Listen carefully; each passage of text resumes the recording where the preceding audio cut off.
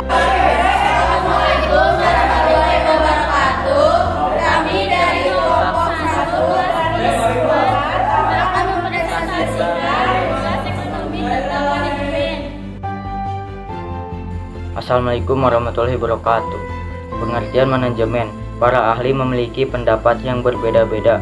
Dalam mendefinisikan manajemen berikut ini akan dikemukakan beberapa pengertian manajemen yang ditinjau dari beberapa segi. 1. Pengertian manajemen ditinjau dari segi seni. ART adalah seni menyelesaikan pekerjaan melalui orang lain.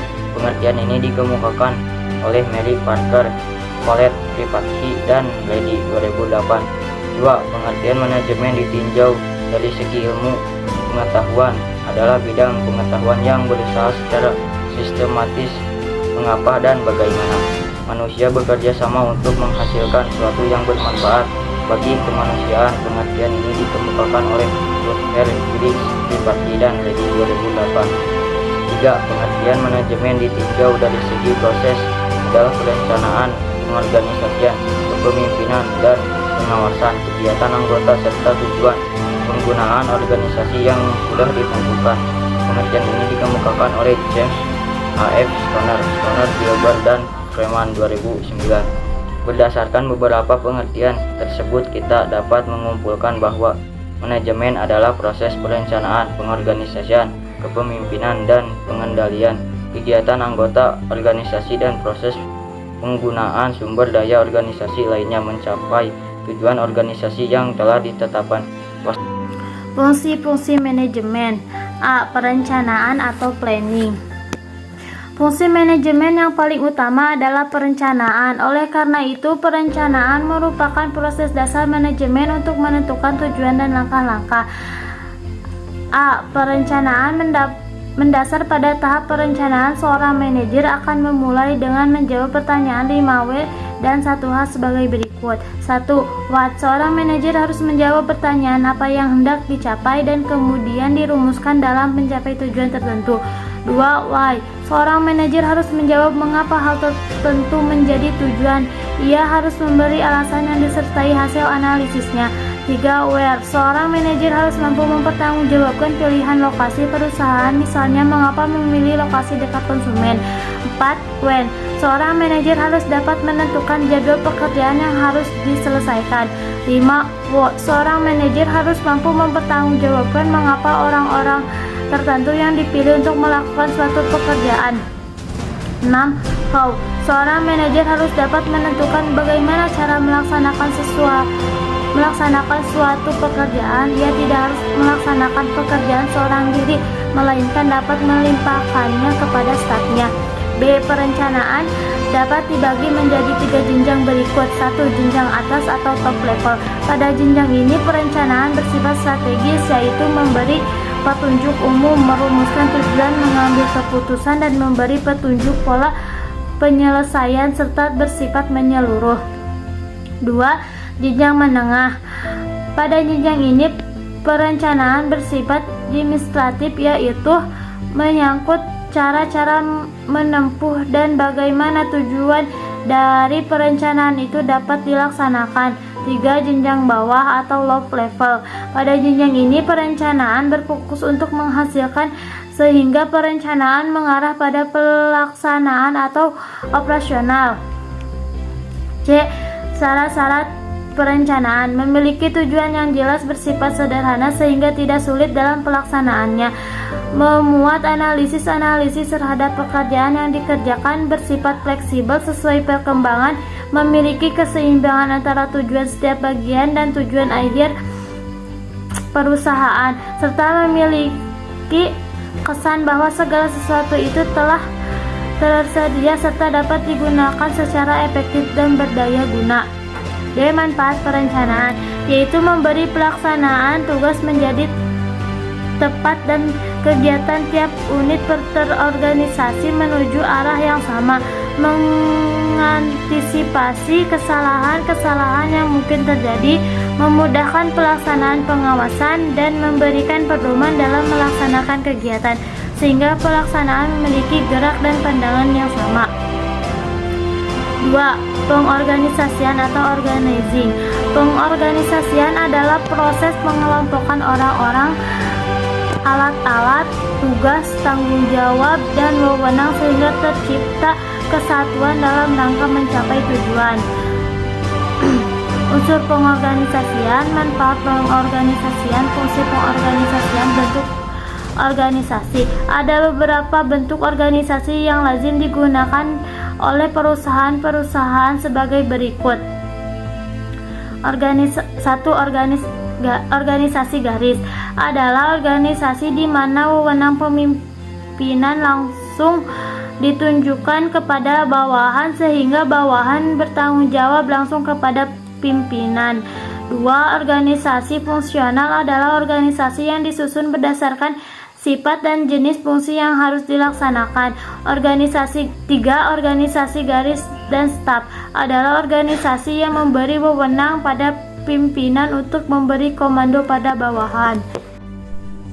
Pelaksanaan atau actuating. Pelaksanaan adalah fungsi manajemen untuk menggerakkan orang-orang agar bekerja sesuai dengan tujuan yang telah ditetapkan. Ada 3 gaya dalam pelaksanaan kepemimpinan yang dikenal secara umum, yaitu sebagai berikut. Otoriter, yaitu gaya kepemimpinan di mana pemimpin tidak melibatkan bawahan dalam mengambil keputusan. Demokratis, yaitu gaya kepemimpinan di mana pemimpin mengakomodasi pendapat bawahan dan mengambil keputusan. Bebas, yaitu kepemimpinan di mana pemimpin menyerahkan proses pengambilan keputusan pada bawahannya. Pengawasan atau controlling. Pengawasan merupakan tugas untuk mengoreksi kesalahan yang terjadi demi tercapainya tujuan sebuah organisasi. Amplifier mendefinisikan pengawasan sebagai tindakan meneliti apakah segala sesuatu telah tercapai atau berjalan dengan rencana yang telah ditetapkan. Pengawasan dalam berjalan efektif jika memperhatikan probabilitas. Jalur atau urutan-urutan. Agar pengawasan efektif dan efisien, seorang manajer harus dapat menetapkan jalur atau cara untuk mengetahui di mana kesalahan sering terjadi. Penetapan waktu atau scheduling. Seorang manajer harus dapat menetapkan kapan pengawasan mendadak, ada kalanya lebih berguna dibandingkan pengawasan yang terjadwal. Perintah pelaksanaan atau dispatching. Dispatching merupakan prinsip pengawasan berikut.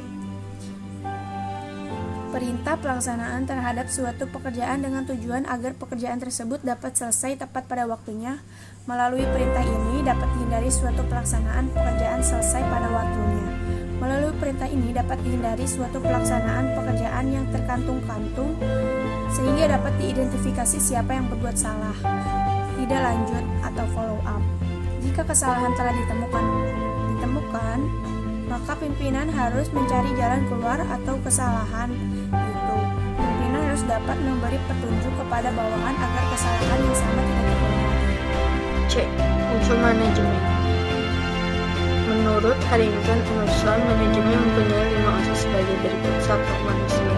Di antara sumber daya yang produktif, manusia dianggap paling penting. Kebersihan atau kegagalan suatu organisasi tergantung pada manusia. Uang, mesin, bahan, dan metode. Tidak ada gunanya jika manusia tidak tahu bagaimana menggunakannya dengan benar. Untuk alasan ini, perusahaan bisnis berprinsip melatih dan memperlakukan karyawan mereka dengan baik. 2. Uang. Uang diperlukan dalam menjalankan usaha organisasi. Tanpa uang, tidak mungkin kita memperoleh bahan dan mesin. Uang juga diperlukan untuk membayar biaya operasional seperti listrik, air, dan bagian bapak. 3.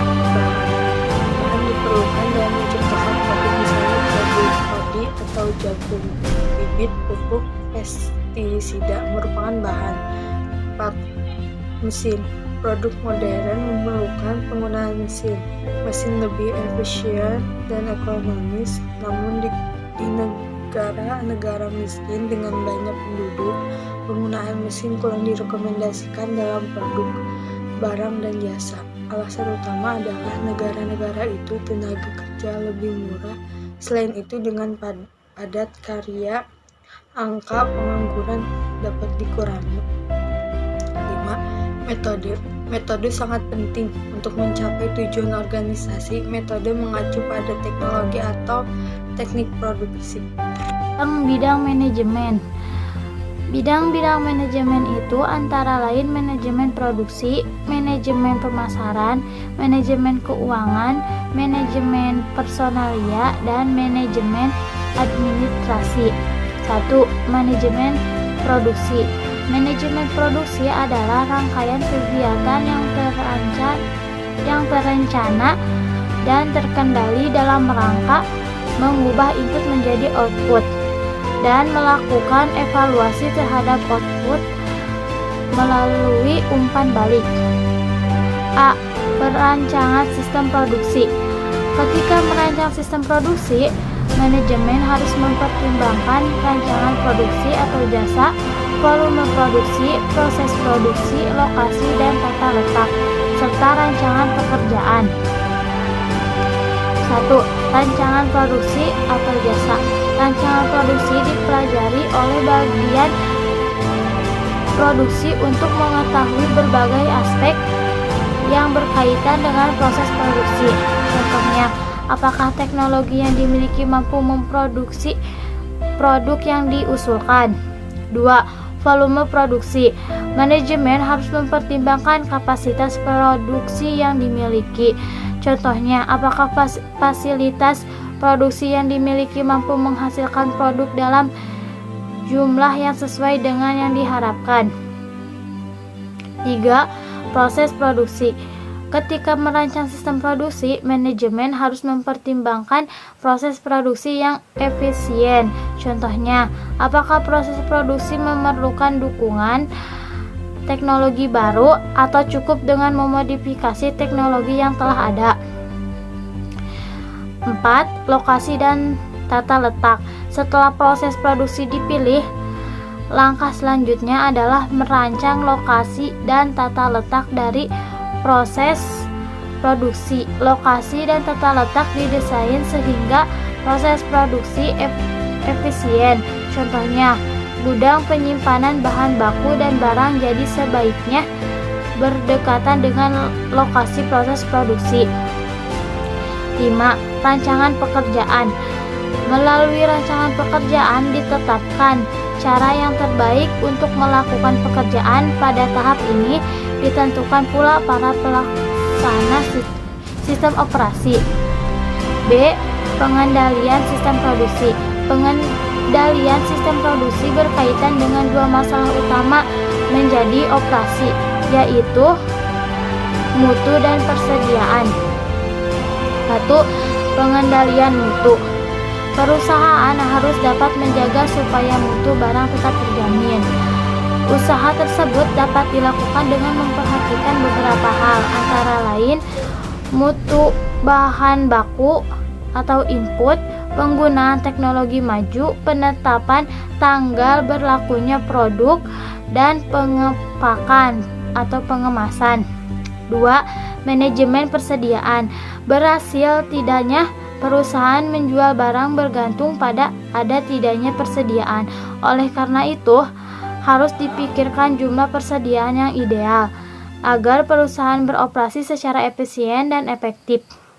Contohnya menggunakan penghitungan jumlah persediaan yang efisien, economic order quantity, peramalan kebutuhan persediaan yang tepat, dan mengontrol persediaan secara ketat. 2. Manajemen pemasaran. Philip Kotler mendefinisikan pemasaran sebagai proses sosial dan manajerial di mana seseorang atau kelompok memperoleh apa yang mereka butuhkan dan inginkan melalui penciptaan dan pertukaran produk dan nilai. Kotler 2011. Beberapa hal yang perlu diperhatikan dalam manajemen pemasaran antara lain adalah riset pasar, segmentasi targeting, dan positioning, bauran pemasaran, dan kepuasan pelanggan. A. Riset pasar. Riset pasar harus benar-benar dilakukan dan sedapat jangan sampai terjadi kesalahan dalam mengambil riset pasar yang dilakukan berbeda untuk setiap jenis pasar. Contohnya, riset pasar untuk pasar persaingan monopoli akan berbeda dengan riset pasar untuk pasar persaingan sempurna. B. Segmentasi, tragedi, dan positioning. Proses pemilihan pasar diawali dengan proses segmentasi, yaitu proses identifikasi sekelompok konsumen homogen yang akan dilayani perusahaan. Contohnya, Astral International membuat mobil yang ditunjukkan sebagai kendaraan rumah tangga dan niaga. Astral kemudian memilih konsumen menjadi beberapa kelompok pasar yang homogen. C. Bauran pemasaran atau marketing mix. Terdapat 4 unsur penting yang perlu diperhatikan perusahaan dalam memasarkan produknya, yaitu produk, harga, promosi, dan distribusi. 1. Produk atau produce. Perusahaan harus mampu mengidentifikasi aspek apa saja yang diinginkan konsumen dari suatu produk. Misalnya, mutu dan kemurahan penggunaan dari suatu produk. 2. Harga atau price. Harga memainkan peranan penting dalam pemasaran. Mutu produk yang baik tidak berarti jika konsumen enggan membeli karena alasan harga. Oleh karena itu, perusahaan harus mempertimbangkan daya beli konsumen yang menjadi sasarannya. 3. Promosi atau promotion. Keberhasilan produk di pasar ditentukan aktivitas promosi yang dilakukan. Oleh karena itu, penggunaan media promosi seperti media elektronik dan cetak adalah penting untuk menyampaikan pesan tentang produk. 4. Distribusi atau penempatan, place. Produk yang baik, harga yang wajar, dan promosi yang tepat sasaran tidak berarti jika konsumen kesulitan mendapatkan produk. Oleh karena itu, perusahaan memilih saluran distribusi yang sesuai dengan produk yang dipasarkan. D. Kepuasan pelanggan. Kepuasan pelanggan merupakan kebutuhan yang harus dipenuhi. Pemenuhan kebutuhan ini mengacu pada kepuasan konsumen dalam jangka panjang yang dapat dipenuhi dengan memperhatikan beberapa hal, yaitu mutu barang, kemudahan mendapatkan produk, dan pelayanan. Manajemen keuangan. Manajemen keuangan adalah manajemen yang berhubungan dengan langkah untuk mendapatkan dana yang dibutuhkan dan bagaimana penggunaannya dalam rangka mencapai tujuan. Hal-hal yang berkaitan dengan manajemen keuangan adalah manajemen sumber dana, manajemen penggunaan dana, dan pengawasan penggunaan dana. Sumber dana dapat berasal dari dalam atau luar perusahaan. Dana dari dalam perusahaan dapat memperoleh dana dari dalam dengan kebijakan menahan pembagian dividen. Dana dari perusahaan dapat memperoleh dana dari luar, misalnya dari pasar modal dan pinjaman bank. Penggunaan dana harus digunakan sebaik mungkin agar nilai perusahaan semakin meningkat. Dana tersebut dapat digunakan untuk hal-hal berikut. 1. Penanaman modal jangka panjang yang dapat diwujudkan dalam usaha-usaha yang bersifat permanen, misalnya pembangunan gedung tingkat atau pemberian pinjaman dari 1 tahun. 2. Penanaman modal jangka panjang yang dapat diwujudkan dalam usaha-usaha yang bersifat permanen, misalnya pembangunan gedung tingkat atau pemberian pinjaman dengan jangka waktu pengembalian lebih dari 1 tahun. Pengawasan penggunaan dana. Dana yang digunakan harus diawasi agar sesuai dengan tujuan yang telah ditetapkan. Kesalahan penggunaan dana dapat mengakibatkan kerugian perusahaan. Oleh karena itu, perusahaan sebaiknya menetapkan pola penggunaan dana yang disertai pola pengawasannya. 4. Manajemen personalia. Manajemen personalia adalah perencanaan, pengorganisasian, pengarahan, pengendalian atas pegadaian tenaga kerja, pengembangan, kompensasi, integrasi, pemeliharaan, dan pemutusan hubungan kerja atau PHK dengan sumber dana manusia untuk mencapai sasaran perseorangan. Hal-hal yang berhubungan dengan manajemen personalia antara lain sebagai berikut. Penerimaan pegawai. Langkah-langkah yang diperlukan pada penerimaan pegawai adalah sebagai berikut. Analisis jabatan. Dengan melakukan analisis jabatan akan diketahui kriteria orang yang akan ditempati atau diseleksi. Seleksi penerimaan pegawai. Seleksi penerimaan pegawai digunakan untuk memastikan orang yang tepat untuk mengisi suatu jabatan. Pelatihan dan pendidikan.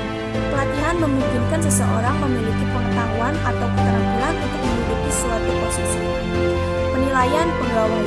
Pegawai sebagai bagian dari perusahaan harus dinilai atas prestasi dan kemampuannya dalam melakukan pekerjaan.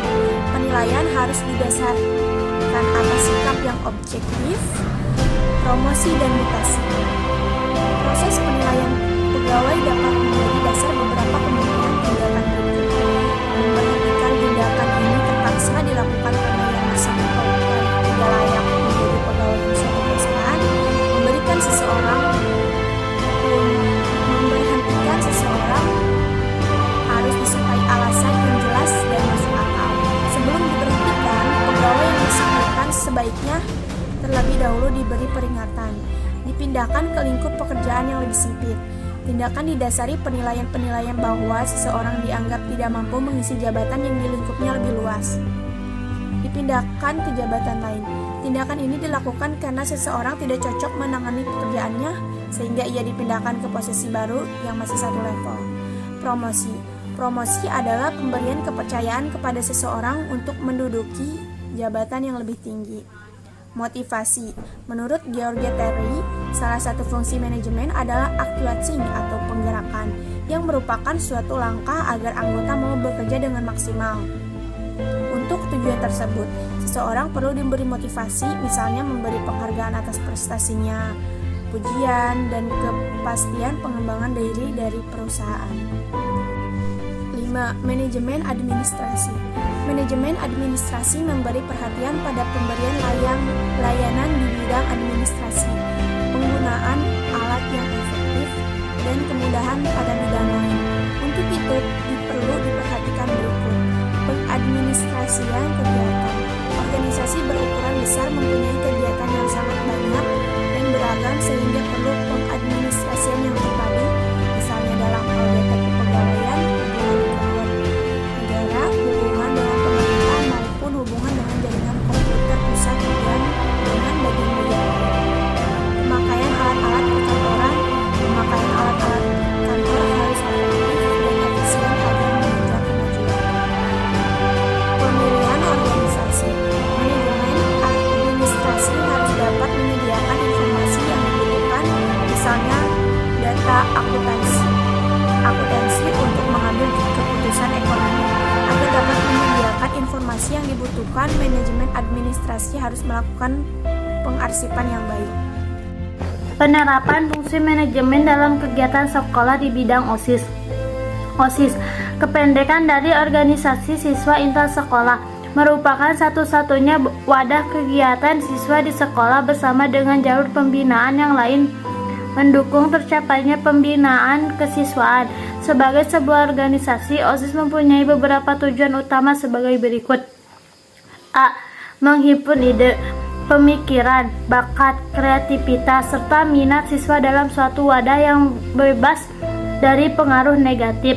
B. Mendorong sikap, jiwa, dan semangat kesatuan dan persatuan di antara para siswa sehingga timbul kebanggaan untuk mendukung peran sekolah sebagai tempat terselenggaranya proses belajar mengajar.